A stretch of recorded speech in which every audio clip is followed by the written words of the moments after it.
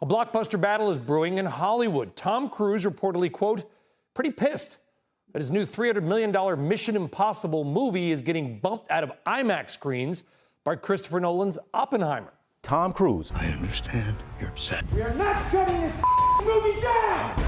I'm not upset. Fuck your own face! You wanted me to listen. Suck my big fat fucking sausage! This is me listening. This mission of yours is gonna cost you dearly.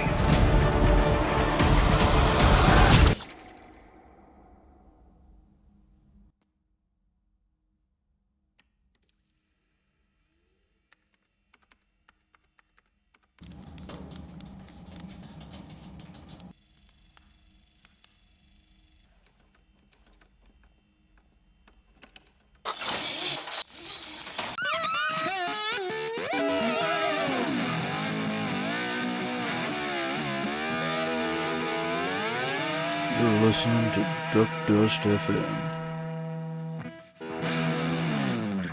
It was good to escape the questionable beauty of my local American city last week, where I had time to interact with nature and even some of the locals, even if they weren't always friendly. However, I did miss opening night of one of the most anticipated films of the year, Mission Part Reckoning 1 Dead, featuring super action Hollywood star Tom Cruise. That doesn't sound right, but I don't know enough about stars to dispute it. No, it's right. It's not right. We begin our impossible mission under the Arctic Sea, where a slightly colder red October, run by a magical AI and controlled by a cruciform key, accidentally hunts for itself after it fucks with the crew. To recover these keys, Intel Director Not Bad Guy, who has a high-level government job, and now CIA Director Kittredge from the first movie, dispatches Ethan Hunt and his ragtag team of IMF agents. They discuss the power of the AI in what amounts to a musical segment where each character in the room says 3 words while the next person keeps it going, and so on. This went on for some time. But hold on, Ethan has already found a key in the possession of Ilsa Faust from the last 2 movies, and she's almost killed in the desert by agents sent by Kittredge. Hunt infiltrates the meeting and has the best written scene of the movie while he interrogates Kittredge before escaping. As the AI, or entity as they call it, will likely destroy humanity if anyone ever controls it, Ethan wants to destroy it. So he and his team head to Abu Dhabi Airport, which is kinda like an anti-LaGuardia, to recover the other half of the key. But many different parties, like Kittredge's men, Gabriel, a man from Ethan's past, not Tom Cruise's, and lastly, Haley Atwell's thief character, Grace. Grace steals the key from a buyer before Hunt steals it from her, while Benji tries to solve a nuclear riddle bomb straight out of the Batman. Grace escapes to Rome while Benji and Luther solve the riddles, but once again, he was just fucking with them. This evil entity seems more like a high school bully than a world-ending supercomputer. The team tracks Grace to Rome, and Hunt breaks her out of jail as we get an incredibly shot car chase scene through the city, as they are chased by Rome police, Kittredge's men, and French Kabuki Mantis driving a Lenko Bearcat. What? You heard me. But after they call an Uber Fiat and some Dale Earnhardt level driving, they escape while Grace once again escapes from Ethan. So they decide to move to the next Italian set piece and go to Venice to crash the meeting between Grace, Gabriel, and White Widow. No, maybe. Good enough. And they meet while Gabriel tells them that the entity has foretold that either Ilsa or Grace will die that night. So they retreat to a scenic bridge and have one-on-one highly choreographed fights with Gabriel to determine who dies. Doesn't really help to prove the thing wrong when you do exactly what it wants, something they think about a lot in the movie, but always seem to do it anyway for the most part. Ilsa ends up being the one killed while the team retreats to plan the final battle on the Orient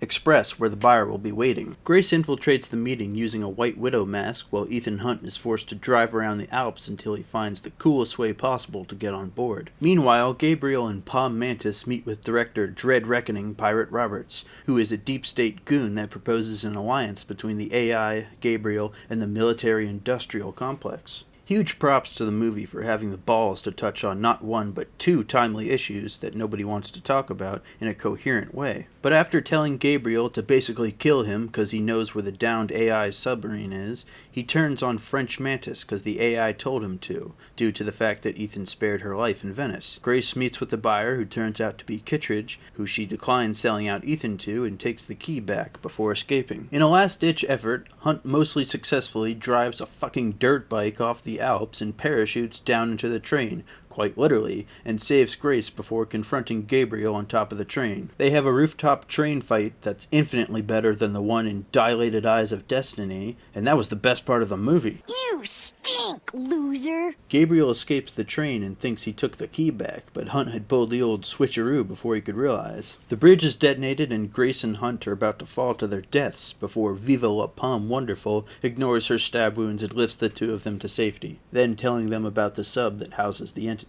Hunt escapes with the key while Grace is recruited into the IMF, and Part 1 concludes. Not that the competition has been fierce in the creatively bankrupt 2020s thus far, but Dead Reckoning, at least for 2023, is a clear standout, and barring some Barbenheimer madness, will run away with the Blockbuster of the Summer award. While the story could get convoluted at some points, the action more than makes up for it. Not only are the set pieces interesting to look at and real outside of the CGI train crash, but they are used effectively and integrated into the action more than just being a pretty backdrop. The action is just about everything you'd want out of your typical summer blockbuster. High octane, incredibly directed, especially the chase scene in Rome and parts of the train sequence. Pure adrenaline that largely stays away from dragging on too long, even if some of the dialogue-heavy scenes do. Yet the movie never feels like 3 hours, as opposed to other recent literal and metaphorical train wrecks. On the acting front, Tom Cruise does his thing and delivers another full tank of star power to the barren landscape of current Hollywood, proving, as if anyone needed a reminder, who the last true movie star really is. Haley Atwell's Grace isn't an inserted counterweight to Cruise that's just a female version of him, but her own character with her own agency, motivations, and personality. She doesn't just sit there and needlessly reprimand the legacy lead for nobody's amusement, and carries herself well, all while looking very good while doing it. Take notes, Hollywood. Sorry! Even French Mantis is written well, not blurting out girl boss one-liners, but letting her actions do the talking and playing it reserved. While he sat in the background for most of the film, it was great to see Henry Czerny return as Kittredge. The dude has playing a corrupt government scumbag down to a science and displays it whenever he's on screen. If you don't believe me, watch his ridiculously good performance in Clear and Present Danger. You don't have one of these, do you, Jack? However, the movie's main fault lies in its dialogue. The action does a good job of masking the parts where it gets stale and cheesy, but can't cover it up everywhere as it devolves into the realm of over-explanatory and extremely on the nose at some points. Regardless, that and a slightly convoluted plot are really the only things that truly brings the movie down, but its better elements cushion the blow effectively. 8 out of 10. Dead Reckoning may only have till Friday to reign in IMAX, is off to a slow start at the box office, and is only one part of a larger story, but if word of its acclaim continues to spread, it will rule the box office all summer, and have enough hype to carry it softly into its conclusion next June. Fucking like and subscribe for duck's sake. The Duke.